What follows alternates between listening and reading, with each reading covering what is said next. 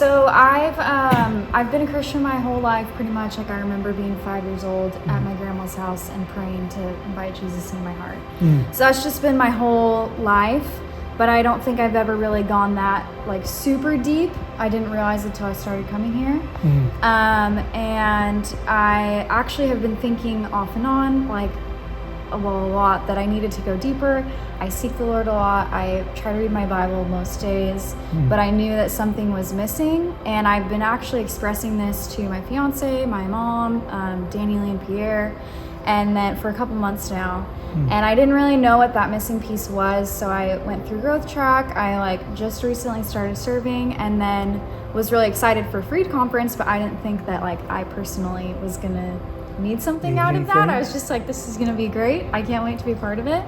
But then at Freed, during the second session, you were talking about different kind of spirits that can latch onto you, like things that can be happening. And the whole time I was sitting in my seat and I literally was like shaking. I'm like, oh my gosh, I definitely feel like there's spirits that have tried to latch onto me, because I will get like crazy panic attacks out of nowhere. I've had like history with anxiety, and I just think it hadn't fully gone away. And so I was just reminded of all of these things, and times when I've been alone and these thoughts would enter my mind and I know they're not from me and I don't know where they're coming from. And during the second session I was reminded of that. So I'm shaking in my seat and I'm like, I need to go to the bathroom just to walk this off. And the whole time I'm going to the bathroom, I'm like feeling kind of twitchy. I'm looking in the mirror. I feel like I can't even look at myself. Like, I don't look the same. And then I got back to my seat, and the whole time I was trying to like not make myself just raise my hand in the middle of the session, being like, I need deliverance now. Please help me.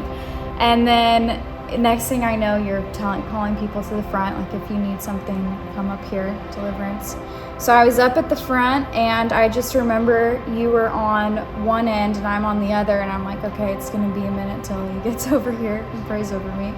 And then next thing I know, prior you had listed a few different kinds of spirits, and the one that stood out to me was spirits of torment. I was like, that's me. I need that lifted from my life. So I'm standing there praying myself and kind of waiting, and next thing I knew, you're in front of me and you anointed me with oil and started praying, and then specifically prayed over spirits of torment, and I knew that was a word from God for sure.